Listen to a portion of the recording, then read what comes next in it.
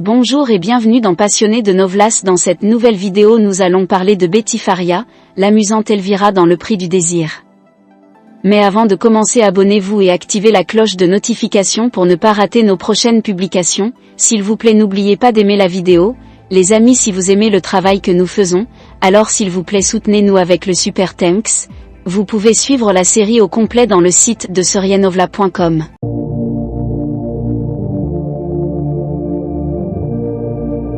Elisabeth Maria Silva de Faria, née Rio de Janeiro, le 8 mai 1941, plus connue sous le nom de Betty Faria, est une actrice et écrivaine brésilienne.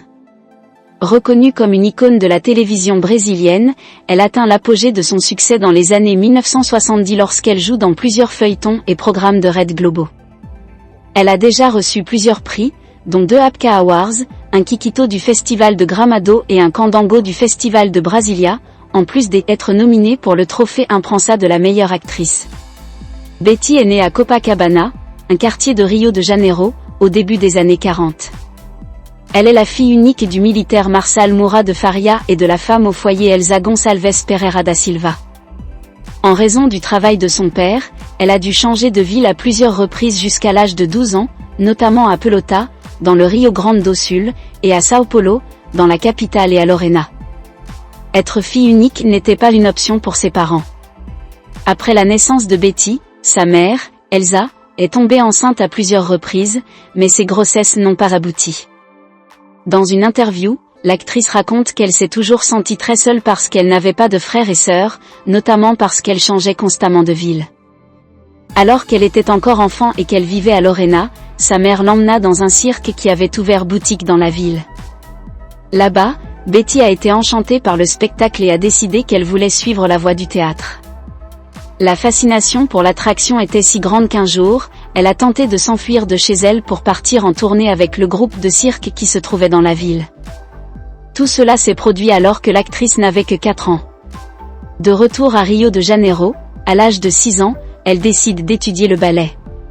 Son père, au départ, était défavorable à cette idée.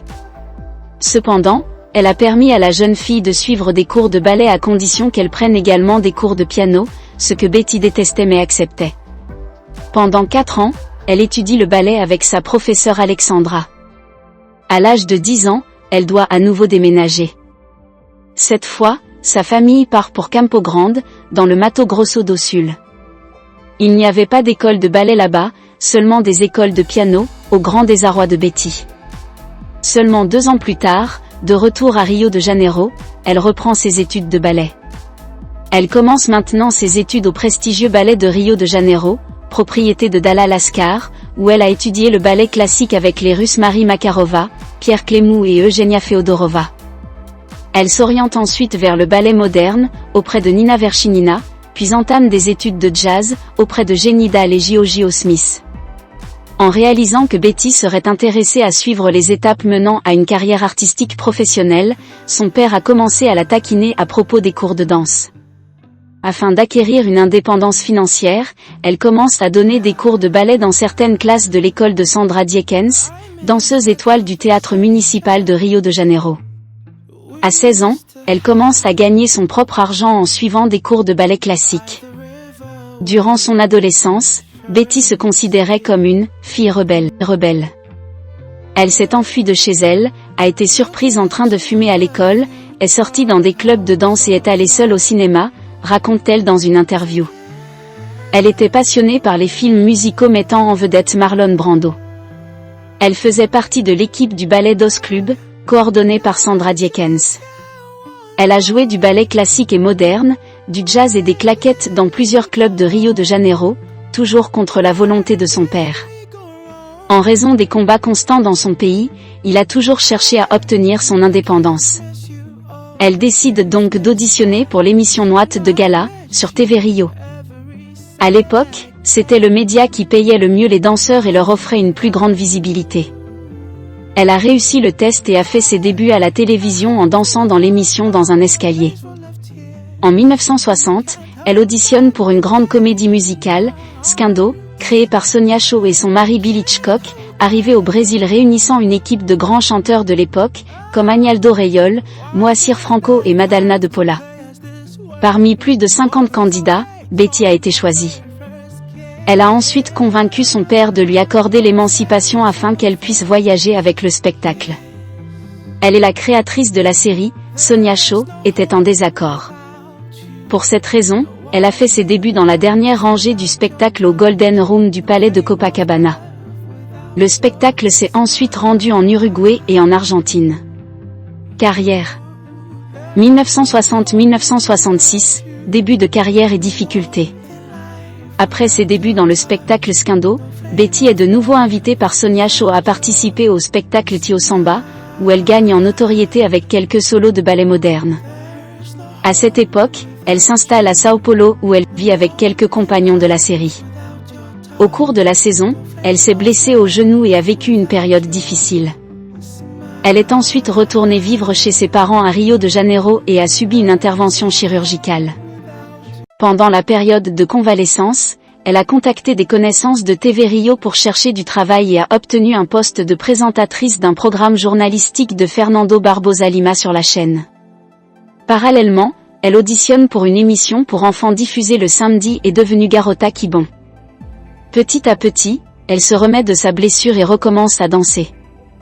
En 1963, elle quitte la télévision pour revenir sur scène en participant à une production de Chica da Silva 63, où elle chante, danse et joue aux côtés de Grand Otlo.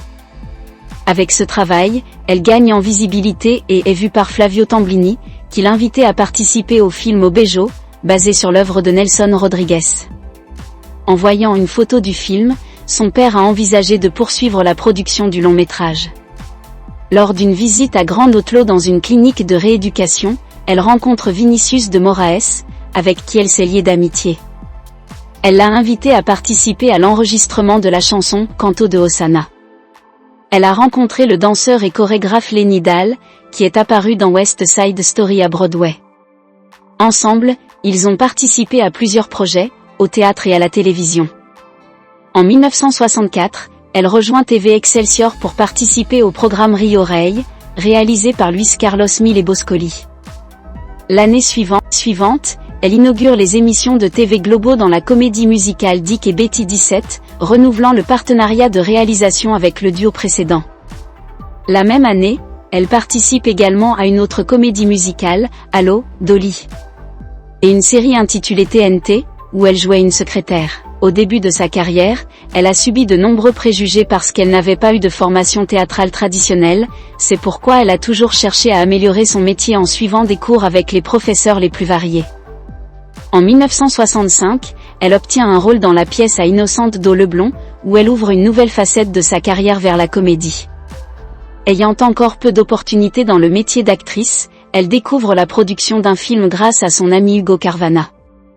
Après beaucoup d'insistance de sa part, il réussit à lui faire passer un examen, qu'elle réussit et joua dans le film Amor de sa mort, enregistré à Brasilia, avec Leonardo Villar, qui venait de remporter un grand succès dans O Pagador de Promessa. En 1966, elle revient sur scène avec la reprise d'Edmond Canta au Sabia, aux côtés de Marita Severo, Gracindo Jr., Maria Gladys et d'un grand casting. 1967-1970, mariage, fille et début à la télévision. Cherchant toujours à améliorer ses connaissances en tant qu'actrice, elle recherche des troupes de théâtre et se retrouve au Teatro Jovem, dirigé par Kleber Santos. Là, elle suit des cours avec Nelson Xavier et a pour camarades de cours José Wilker, Cécile Thierry et Isabelle Ribeiro. Elle se rend ensuite au Teatro Oficina, où elle est vue par les Celso, qui l'invitaient à jouer dans Os Pequeno Burgues. En participant à Oficina, Betty a mûri en tant qu'actrice et a perdu son insécurité parce qu'elle venait de spectacles nocturnes en tant que danseuse. Parallèlement, elle tombe amoureuse de Claudio Marzo, avec qui elle vivra ensemble entre 1967 et 1969 et aura sa première fille, l'actrice Alexandra Marzo. À l'époque, elle était déjà connue du grand public comme l'une des idoles de la télévision brésilienne. Durant cette période, elle et son ami Antonio Pedro décident de fonder leur propre compagnie de théâtre, le Teatro Carioca de Arte. Ensemble, ils ont fait face à la pression de la censure de la dictature militaire pour présenter leur production, jusqu'à ce que la situation devienne intenable et qu'ils décident de fermer le théâtre. Au chômage et enceinte d'Alexandra, Betty commence à faire du doublage de films au studio Herbert Richet. Le 26 septembre 1968, jour de l'anniversaire de Claudio, la fille du couple est née. Terrifiée par le chômage et le fait d'avoir une fille à élever, l'actrice a cherché son amie Léla Diniz, qui avait déjà fait plusieurs feuilletons, pour lui demander de l'aide et elle l'a emmenée à TV Rio pour travailler sur le feuilleton Os Acorrentados, de Jeannette Claire.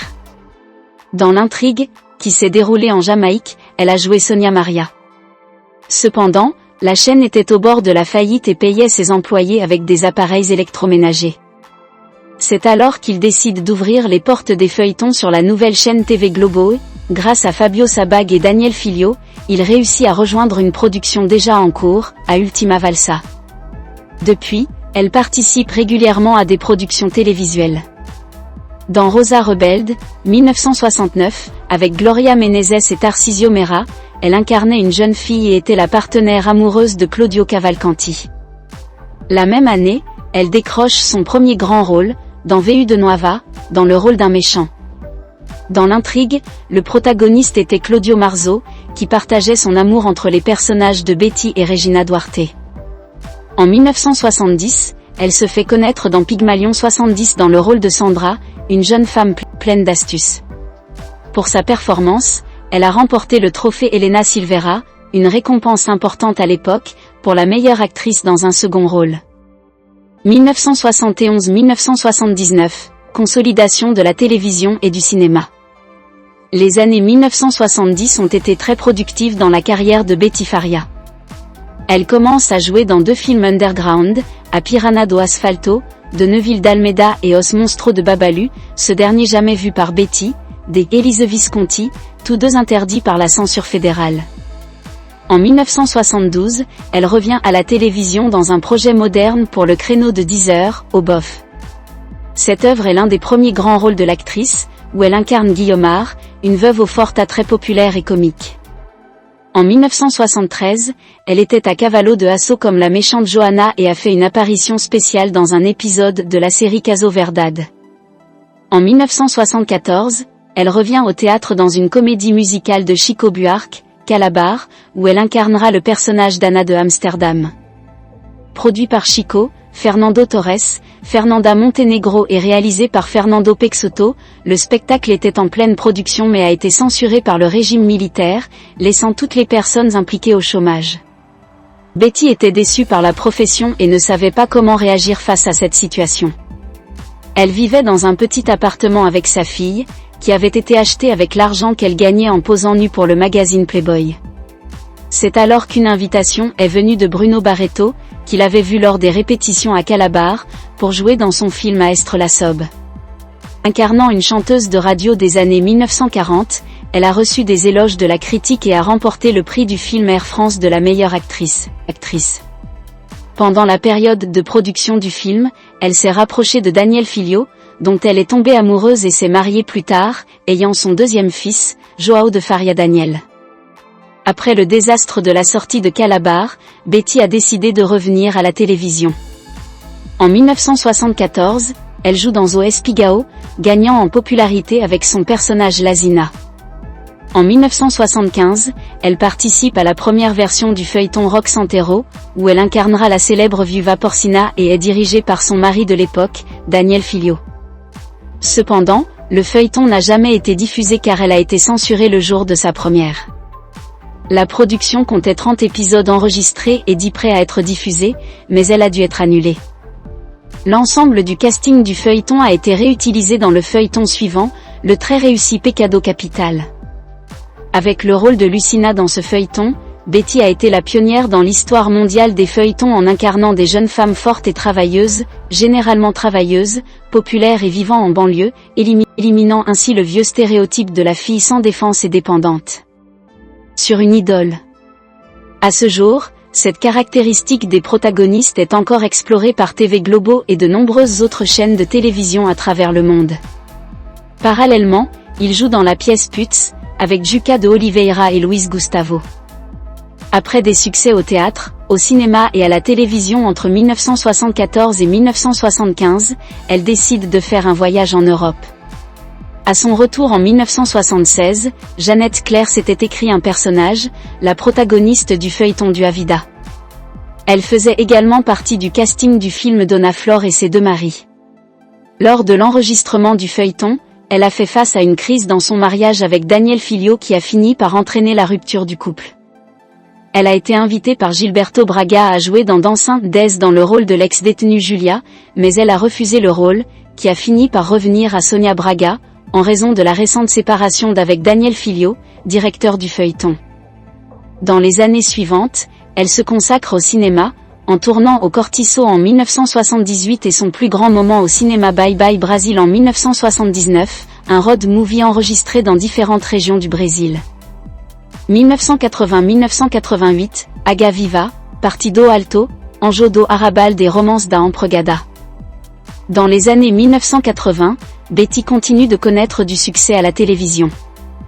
Dans Aga Viva, de Gilberto Braga, elle incarne la protagoniste Ligia. Le feuilleton a connu un grand succès au moment de sa première diffusion et le personnage de Betty est devenu populaire parce qu'elle était une femme qui a renoncé à son mariage avec un homme très riche pour vivre son grand amour. Son rôle a également gagné du terrain au Portugal et l'actrice s'est rendue dans le pays pour enregistrer une émission spéciale sur RTP composée de 5 histoires, dans laquelle elle a joué 5 personnages différents.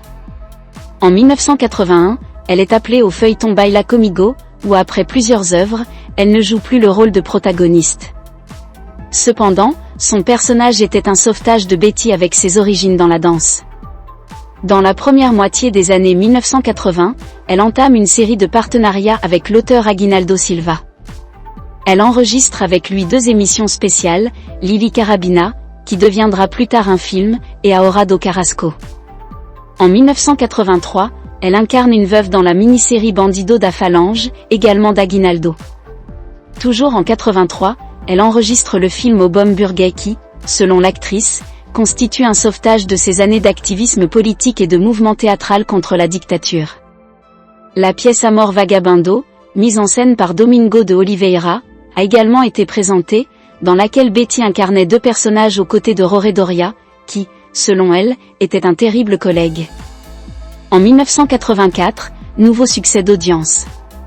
Cette fois en partenariat avec Aguinaldo Silva et Gloria Pérez dans le feuilleton Partido Alto. Dans l'intrigue, elle incarne une manucure et porte-drapeau de l'école de Samba Jussara. Une fois de plus, elle revient pour incarner un personnage populaire qui a connu un grand succès auprès du public. Avec la fin du feuilleton, elle a été invitée à revivre l'époque où elle était présentatrice de Brasil Pandero, en réalisant l'émission Betty Faria Especial, où elle jouait différents personnages, chantait et dansait. Parallèlement, elle pose pour la 2e fois pour le magazine Playboy. Connaissant un essor dans sa carrière, Betty a commencé à voyager à travers le monde. Lors d'un festival de cinéma à Rio de Janeiro, elle rencontre Dennis Hopper qui l'invitait à passer du temps à Los Angeles. Elle est allée en Inde pour participer au festival de New Delhi. Sur le chemin du retour, elle passa par New York et là, elle décida d'accepter l'invitation de Hopper à passer quelque temps à Los Angeles. Elle était déterminée à tenter une carrière internationale. À ce moment-là, elle a reçu une invitation à participer à la nouvelle version de Rock Santeiro, pour jouer à nouveau Viva Porcina. Elle refuse le poste et le personnage finit par devenir populaire grâce à l'interprétation de Regina Duarte. Elle est retournée à Los Angeles avec l'intention de trouver du travail. Des décisions personnelles et politiques ont amené Betty à retourner au Brésil et à abandonner sa carrière internationale. De retour au pays, elle se plonge dans des projets de films. Elle est apparue dans un film coproduit avec la France, Jubiaba, de Nelson Pereira dos Santos. Le film a également marqué les débuts de sa fille, Alexandra, au cinéma. Elle revient ensuite à la télévision dans la série Ano Dourado, dans le rôle de la mère du protagoniste Felipe Camargo. En 1987, elle joue dans un film qui raconte l'histoire de 3 enseignants de la banlieue de Sao Paulo. Elle a joué l'une des enseignantes, Dalia, et pour sa performance, elle a remporté le prix de la meilleure actrice au festival de Gramado.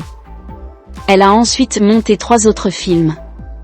Elle a eu un petit rôle dans le film Train to the Star. En 1988, elle a attiré beaucoup d'attention nationale et internationale avec son film Romance da Empregada, dans lequel elle incarne une femme de chambre, Fausta, qui vit de nombreux conflits personnels entre la pauvreté et la tentative d'améliorer sa vie. Le film a participé à des spectacles et des festivals à travers le monde et Betty a remporté les prix de la meilleure actrice au Festival de la Havane, au Festival de Sorrente et a remporté son deuxième prix du film Air France. 1989-1994, succès mondial et déclin chez Globo. En 1989, sort le film Lily, à Estrelade au crime, dans lequel elle fait revivre le personnage de Lily Carabina, initialement conçu pour elle à la télévision. Cette année également, il a joué dans le feuilleton Au Salvador da Patria, de Lauro César Muniz. Dans une interview, Betty a avoué que, même si elle aimait son personnage dans le feuilleton, elle était incapable de le développer comme elle le souhaitait. L'intrigue du thriller politique a connu un grand succès et est devenue l'un des feuilletons les plus appréciés. Par la suite, elle crée un grand classique dont on se souvient encore aujourd'hui, Tieta. Jouant le protagoniste principal, l'histoire de Betty avec Tieta a commencé en 1976 lorsqu'elle a rendu visite à Roré Amado et Zélia Gatté en Europe. Zélia a déclaré que Roré était en train d'écrire un livre avec un personnage qui correspondrait au profil de l'actrice. À Cannes, elle retrouve le couple qui lui annonce qu'il négocie pour acheter les droits du livre. Elle a contacté TV Globo, qui s'est montré intéressée par l'histoire. L'actrice elle-même a négocié l'achat des droits à une condition, qu'elle incarne Tieta. La production a été un succès et a été un succès mondial. Betty a été nominée pour le trophée de la presse de la meilleure actrice. Après le succès retentissant de Tieta, elle a commencé à faire face à des problèmes contractuels et son travail à la télévision a commencé à diminuer. Aguinaldo Silva a écrit un personnage pour elle dans Pedra sobre Pedra, mais elle n'a pas pu le faire, laissant Renata Sora pour le rôle. Betty s'est sentie blessée au poste. En 1992, elle participe au casting de Corpo e Alma, où elle incarne un personnage différent de d'habitude. Dans l'intrigue, elle incarne Antonia, une femme sensible et soumise. L'actrice est connue pour ses personnages forts et imposants. La même année, elle revient sur scène avec Bettina Estrada. En 1993, elle est invitée par Nicolo Brené à enregistrer un feuilleton portugais, intitulé Vera au Cante. Après avoir joué dans une production en dehors de Globo, elle s'est de nouveau brouillée avec la chaîne. À son retour de sa saison au Portugal, son contrat avec TV Globo a été résilié. Après ce qui s'est passé, l'actrice a perdu son amitié avec Boni et s'est retrouvée sans travail à la télévision. Elle retourne au théâtre et remet en scène sa pièce Camaleoa. Pendant la saison, elle a été invitée par Paulo José à faire une apparition spéciale dans la mini-série Incidente et Emmentar. 1995-2005, L'âge du loup et retour à Globo. En 1995, elle signe un contrat avec Band et est invitée par Jem Monjardim à jouer dans Age da Loba, une production indépendante écrite par Alcione Araujo. En 1996, elle réussit à revenir à TV Globo, malgré la réticence de Boni, convaincue par Daniel Filho, Paulo Ubiratan et Aguinaldo Silva. Cependant, elle est revenue à la condition d'être embauchée uniquement pour le travail. Mais Paulo Ubiratan est intervenu et elle a été engagée pour 3 ans. En 1997, elle était à l'antenne sur Indomada dans le rôle du juge Mirandina. Cette année également, elle a joué dans le film For All, au trampoline d'Avitria, un film qui aborde les transformations survenues pendant la Seconde Guerre mondiale dans la ville de Natal. En 1998, elle rejoint le casting de la mini-série Labyrintho et joue également son propre rôle dans une apparition spéciale dans le feuilleton Pecado Capital, une adaptation du même nom dans le grand succès dans lequel elle a joué en 1975. En 1999, elle retourne au travail. Avec Aguinaldo Silva dans Suave Veneno. La carrière de l'actrice a connu une interruption de près de 5 ans à la télévision, après avoir fait une apparition spéciale dans la série A Grande Familia en 2001. En 2004, elle a joué dans le film Banconfiscado, pour lequel elle a remporté le prix pour meilleure actrice au Ciné Seara. En 2005, elle revient à la télévision lors d'une apparition spéciale dans le feuilleton America. 2006 présent, travaux récents. L'actrice a signé un contrat de 8 mois avec SBT en 2009, après avoir été l'un des protagonistes du feuilleton Uma Rosa comme Amor, un remake du feuilleton du même nom de Vicente Sesso, diffusé sur Red Globo en 1972. En septembre 2011, Betty était à Vitria, où elle a clôturé la 3e édition du circuit théâtral Banescar. Après 4 ans d'absence de Red Globo, Betty a été réembauchée pour jouer le rôle de Pilar Albuquerque, mère d'Alexia, Carolina Ferraz, sur l'Avenida Brasil, par João Emanuel Carneiro. En 2014, avec Francisco Cuoco, elle a été choisie pour jouer respectivement les personnages de Lima Duarte et Regina Duarte dans Boogie Woogie. En 2017, elle a fait partie de A Força do Querer de Gloria Pérez dans le rôle de l'amusante Elvirina. En 2018, elle participe à la mini-série Seu Close Solo Agora et en 2019 elle apparaît dans A Dona do Pedaço de Walcir Carrasco dans le rôle de Cornelia Macondo.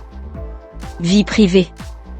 Elle est également la mère de l'actrice Alexandra Marzo, issue de son mariage avec l'acteur Claudio Marzo. Elle était également mariée au réalisateur et acteur Daniel Filho, avec qui elle a un fils, João de Faria Daniel.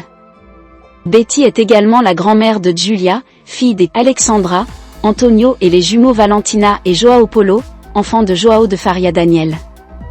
Betty a posé 2 fois pour le magazine Playboy, en août 1978 et octobre 1984. Née dans un foyer catholique, l'actrice a été membre de l'Umbanda pendant plus de 20 ans, jusqu'à ce qu'en 1996 elle se convertisse au bouddhisme de Nichiren. Et voilà la famille, dites ce que vous en pensez dans le commentaire et dites-moi aussi quel acteur ou actrice que vous voulez voir dans la prochaine vidéo. Merci d'avoir regardé.